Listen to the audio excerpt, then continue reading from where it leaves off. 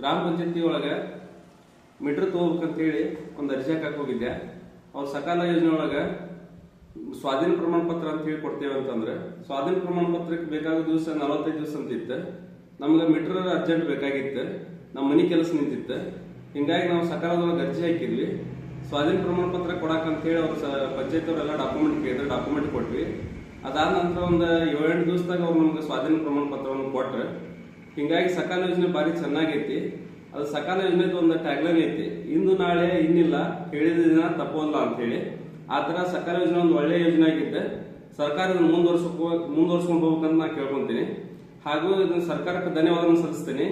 ಮತ್ತು ಈ ಹೇಳಿದ ಟೈಮ್ಗೆ ಕೊಟ್ಟಂತ ಗ್ರಾಮ ಪಂಚಾಯತ್ ಸಿಬ್ಬಂದಿಗೂ ಕೂಡ ನಾನು ಧನ್ಯವಾದಗಳನ್ನ ಅರ್ಪಿಸ್ತೇನೆ. ನಮಸ್ಕಾರ.